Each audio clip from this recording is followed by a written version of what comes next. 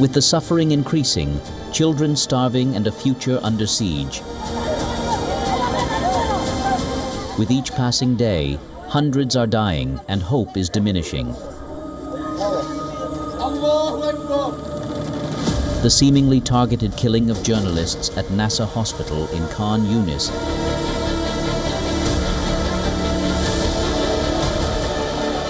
has reignited a global firestorm.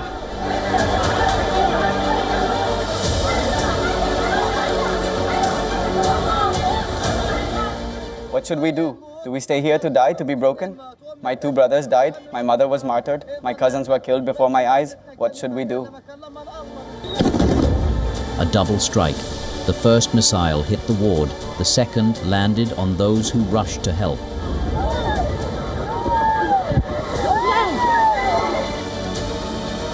Among the dead were 5 journalists whose cameras and words had been the last window to this war. This continuous bombing and direct targeting of journalists. Every day we bid farewell to a martyred journalist, but we will continue on this path that we have chosen, and their message will not be stopped.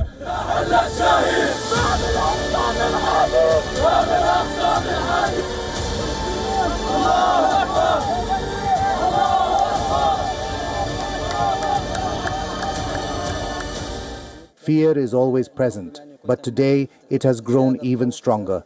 We can't go near the doors or step outside, fearing another strike. There is no safety here. We have been bombed before, even in past months.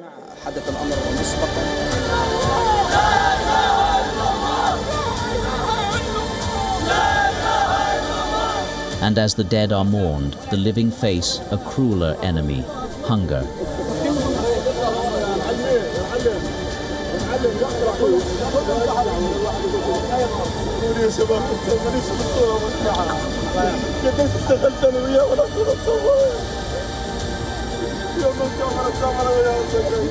The United Nations has declared it officially. Gaza is in famine. 500,000 people starving, children dying for lack of food, mothers feeding their families tea and bread crusts to survive.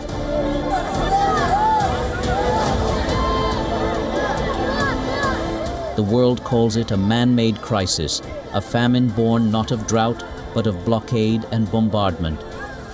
We are already getting 100 trucks in a day. But again, 100 trucks a day as opposed to the 600 we were doing during the ceasefire is you can see the difference in it.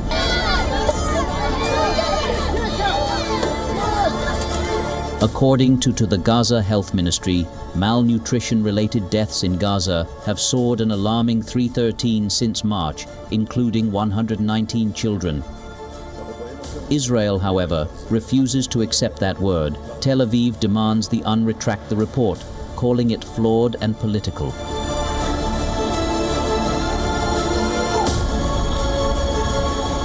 And even as Gaza is crushed, another front widens. Occupied West Bank is under mounting pressure.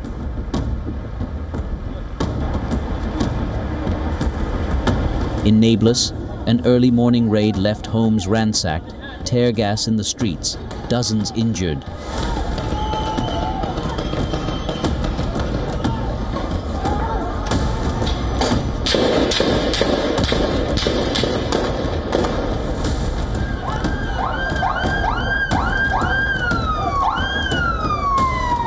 In Ramallah, money transfer offices were raided in broad daylight, and looming above it all, new settlements announced in the E1 corridor.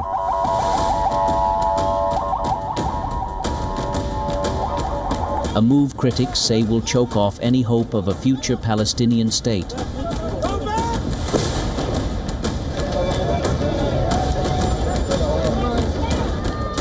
The pattern emerges, famine denied to erase the suffering, and the West Bank tightened to strangle the future. This is not just a war against Hamas, it is a war against hope itself.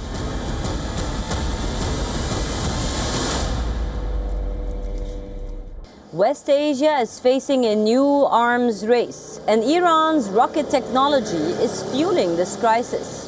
Now in the recent, the Yemeni Ansarullah have fired a deadly multi-warhead missile on Israel. It was to test Israel's Iron Dome. Now Israel struck back, killing 6 people in Yemen. We tell you.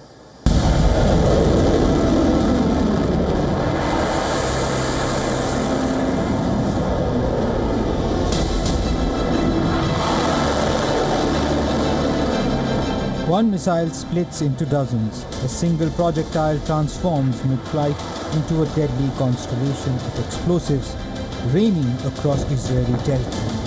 IDF says the Houthis use of cluster munitions in a ballistic missile attack.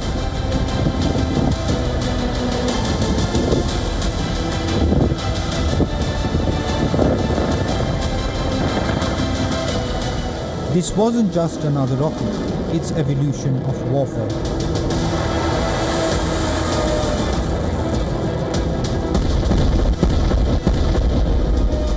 A cluster warhead breaks up in midair, scattering smaller unguided submunitions that explodes on impact to target a large area and indiscriminately threaten civilians.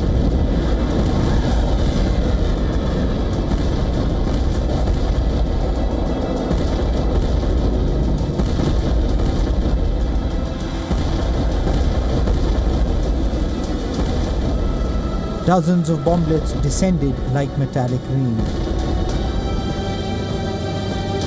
Israeli military confirms that one such bomblet had landed in the central Israeli town of Jinatan, causing light damage.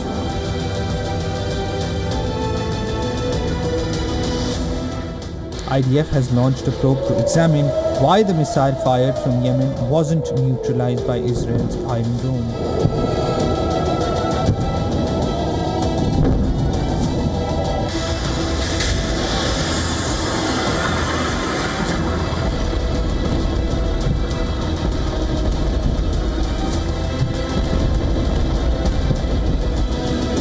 The implications are staggering.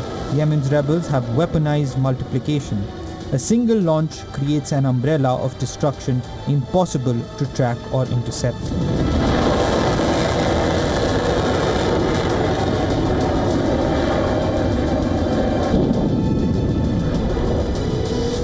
Experts point at Iranian fingerprints over this technology.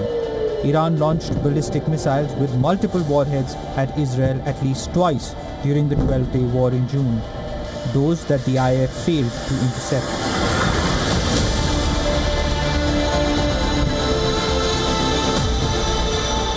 The multi-headed monster represents tactical genius.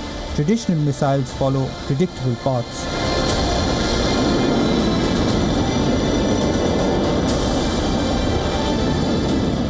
This weapon explodes into chaos. Unpredictable trajectories, multiple impact zones, defense systems overwhelmed by sheer numbers.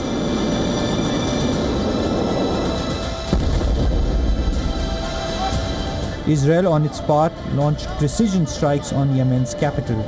The retaliation was swift and merciless. The latest attack targeted the top leadership Houthis.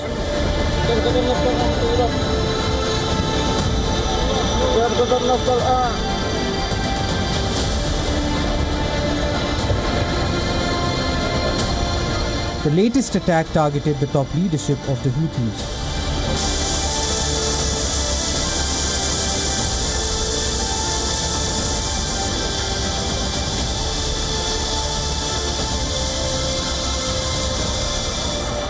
The West Asian theatre is now dangerously stretched. Gaza still simmers, Lebanon's Hezbollah keeps up pressure, and now Yemen joins the front line with a new weapon. Bureau Report, WION World is One. The Gaza war is not being fought only on the streets or in the besieged strip. It's also being fought inside the Israeli military. The Israeli forces are strained, divided, and warning of a breakdown as the offensive intensifies. Our next report brings you the story.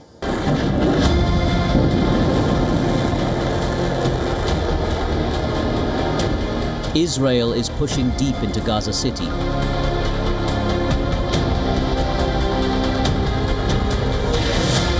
These are the images when airstrikes and artillery bombed eastern neighborhoods like Shajaya, Sabra and Zaytun.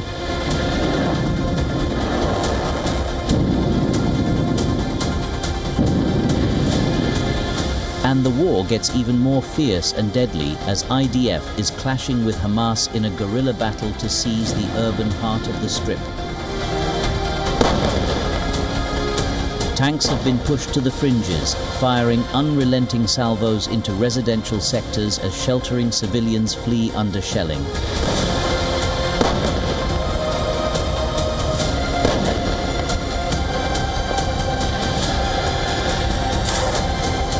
The Israeli Defense Forces, deploying a vast contingent of reservists, are pushing forward under orders to obliterate Hamas once and for all. Israel has called up 60,000 reservists for Gaza City offensive and will extend the service of 20,000 more.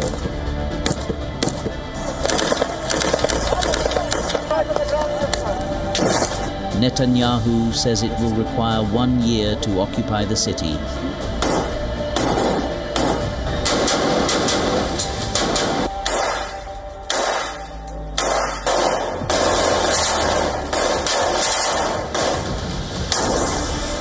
But Israeli forces progressing on the ground are running into deadly roadblocks. Hamas has sprinkled the battlefield with deadly booby traps.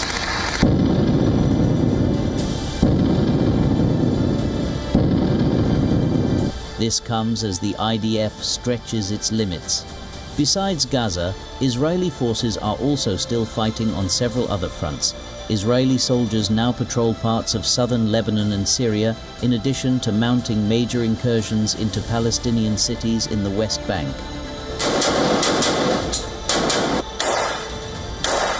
And what follows next is a tale of strained resources on the Israeli front.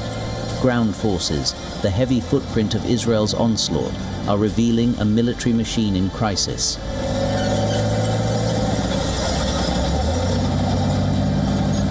Behind the front lines, its own soldiers say they are being turned into cannon fodder.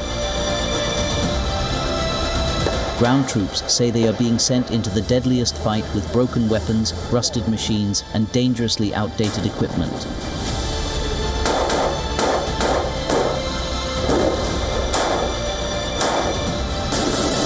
The stories of soldiers on ground provide a grim picture of the war, while defense officials announce billion-dollar deals for Israeli Air Force equipments like new aircraft, refueling jets, and even cut-rate surveillance drones. The strike on Iran was touted by Israel as a clean, swift victory from the sky. But in Gaza, the war is long and grinding.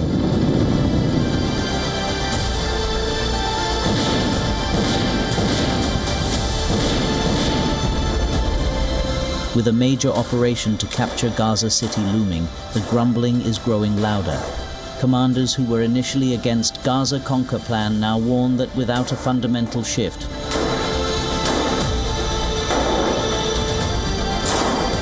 troops will be sent into the deadliest urban battle with their hands tied and their lives hanging on threadbare equipment. Bureau Report, WION World is One.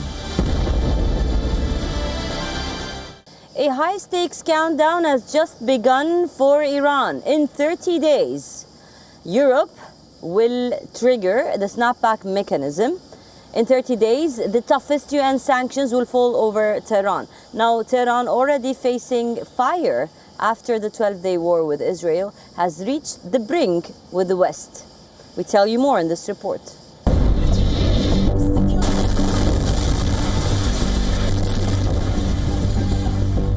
12 days of war shook Iran to its core. Israeli strikes pounded crucial nuclear and military sites.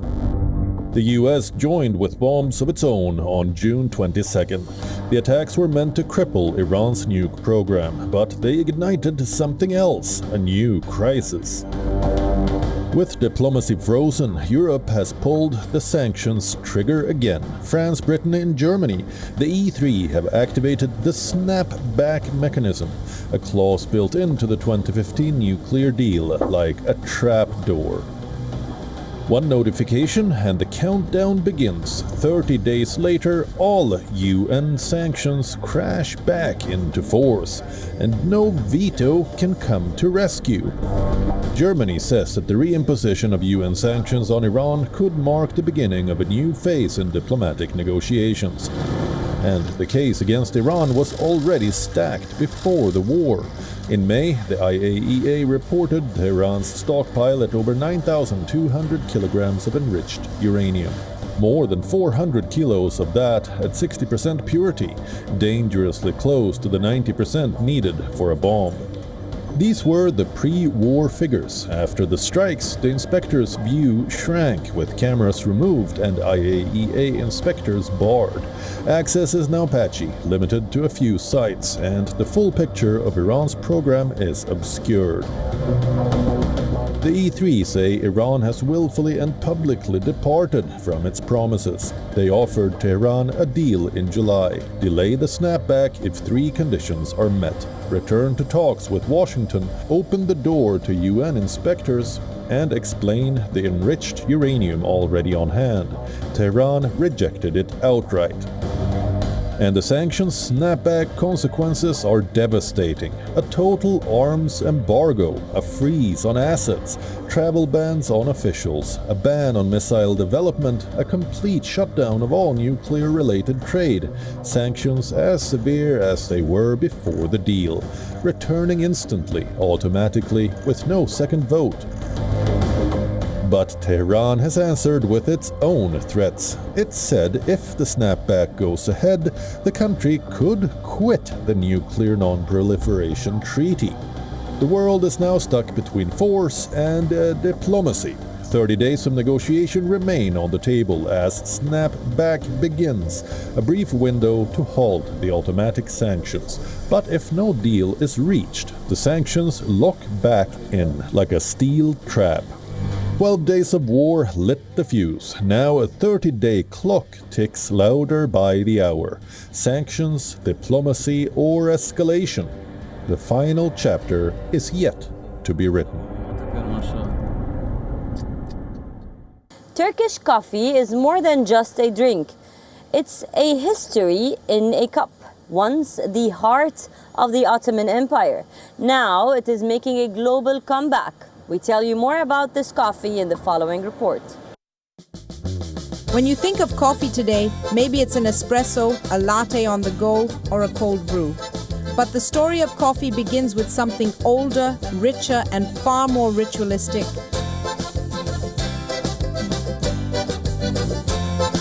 Turkish coffee. It isn't just a drink. It's a 500-year-old tradition, a cultural bridge, even honored by UNESCO as part of humanity's living heritage. What is Turkish coffee? To me, it's a moment shared with someone. I can obviously drink my coffee by myself while smoking, but it's much more enjoyable to talk with someone while drinking. Its journey started in Yemen, where Sufi mystics drank it to stay awake through long prayers. From there, it traveled with the Ottomans to Istanbul in the 16th century, and from their coffee houses, the habit spread across the world. A Turkish professor said Turkish coffee is the same as Greek coffee.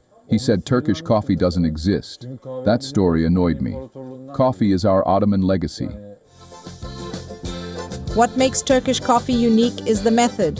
It isn't brewed, it's cooked slowly in a small copper pot called a jezv. Served in tiny cups with a glass of water and a piece of Turkish delight, it's meant to be savored, not rushed. And when the cup is empty, the ritual continues with fortune readings from the coffee grounds. More storytelling than prophecy, it's a playful way to share hopes and laughter.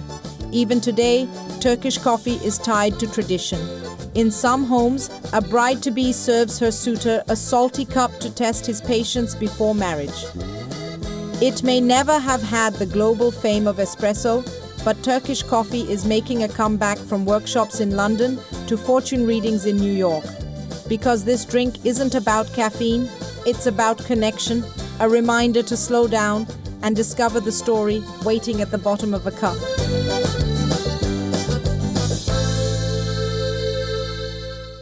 West Asia is one of the most vibrant and diverse regions in the world. It stretches from the Gulf, the Arabian Gulf, Iran, the Turkish region, the region on the Mediterranean shore, and Mesopotamia. So in the following report, we bring you most of the news that is making the headlines across the region this week. Take a look. The Tawila cisterns of Yemen's Aden, an ancient network of reservoirs carved into Shamsan Mountain, have been added to the Arab Architectural and Urban Heritage List. Once numbering 50, only 18 survive today, holding a staggering 25 million gallons of water. For centuries, they served as lifelines for Aden's residents, passing ships, and even shielded the city from floods. Scholars call them one of Yemen's most important landmarks, a testament to the ingenuity of its people.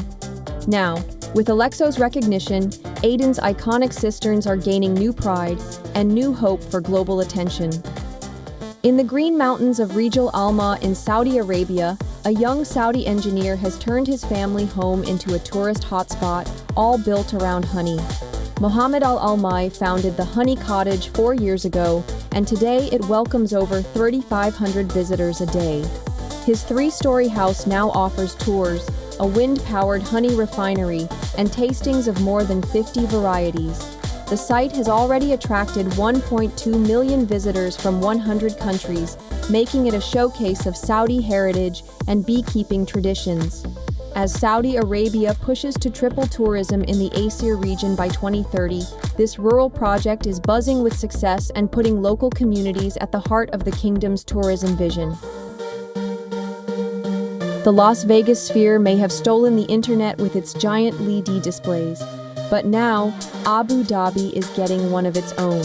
Sphere Entertainment announced that the pre-construction phase of the Abu Dhabi Sphere is nearly complete, in partnership with the Department of Culture and Tourism. The Las Vegas venue, which opened in 2023, can hold 20,000 people and boasts 16K resolution, wraparound screens, making it the largest spherical structure in the world. Once the Abu Dhabi Sphere opens, it is expected to become a cutting-edge entertainment hub and a major attraction for the region. Watermelon Pictures has secured North American rights to All That's Left of You, Cherian Daba's Palestinian family drama, and Jordan's Pick for the 2026 Oscars.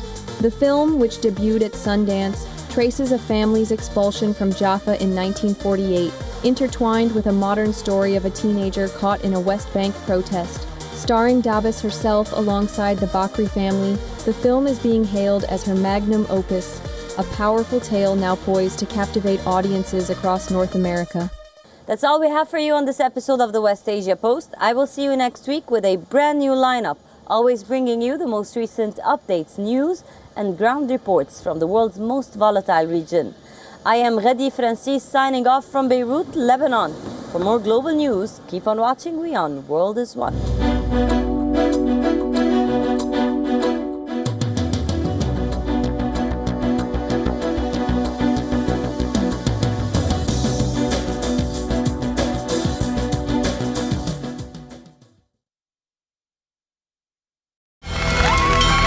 From the bustling trading floors of Wall Street to the vibrant exchanges of Asian stock markets, WION breaks it down for you to make sense of what's happening, as we reveal the key factors behind events, strategic battles, and the game-changing business decisions that shape the world. We bring you all of this and more on World Business Watch. YO1 Health Resort is unique, the only one of its kind. Experience the 4 paths of natural wellness: yoga, Ayurveda, acupuncture, and naturopathy. Each uniquely customized program improves the whole person to make every person whole. Come to YO1 Health Resort. Make your reservation at yo1.com.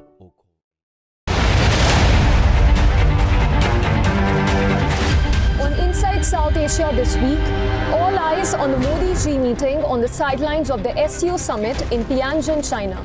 Can the Asian giants tango ahead? Donald Trump's whopping 50% export tariff for select Indian industries kicks in. And it's 8 years since the Rohingya exodus from Myanmar into the squalid refugee camps in Cox's Bazar in Bangladesh. No hope in sight of an end to their nightmare. This and more on Inside South Asia.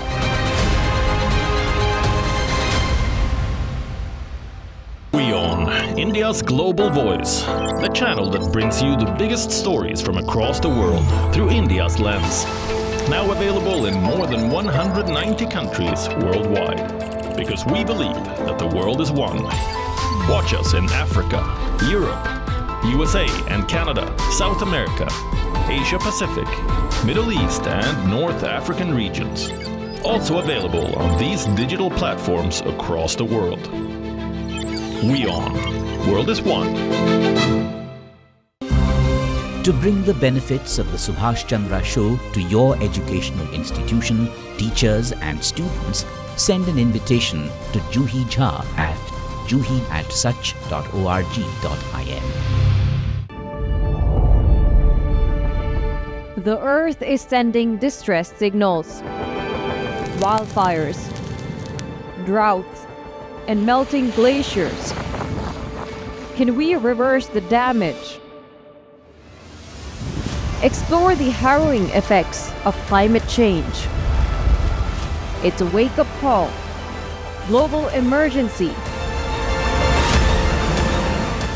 Climate Tracker on WION World is One. From the bustling trading floors of Wall Street to the vibrant exchanges of Asian stock markets, WION breaks it down for you to make sense of what's happening. As we reveal the key factors behind events, strategic battles, and the game-changing business decisions that shape the world.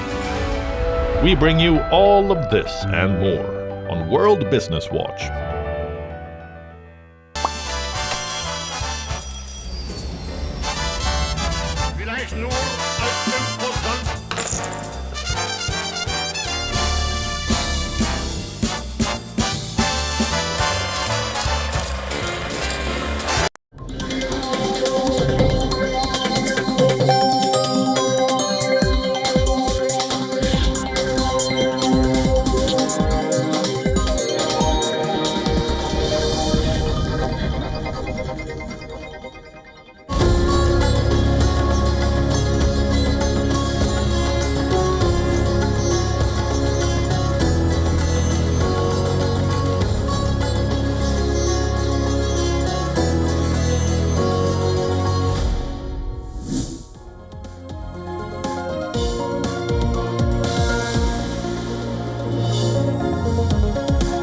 Hello and a very warm welcome. You're watching WION World is One with me, Raisha Sehgal, and this is Race to Power. On the show tonight from India, we will tell you about the massive demonstrations which are unfolding in India's financial capital, Mumbai, as the issue of Maratha quota reservation resurfaces in Mumbai. We'll get to the complete report and what's happening on the ground from Mumbai. Apart from that, from the United States of America, we will tell you how the country's National Health Agency is undergoing a major overhaul after the US President Trump fired CDC Director Susan Monarez. All right, starting off with news from India, there's a massive demonstration unfolding in India's financial capital, Mumbai, as the decades-old demand of reservation for Marathas resurfaces. At Mumbai's Azad Maidan, leading the movement is reservation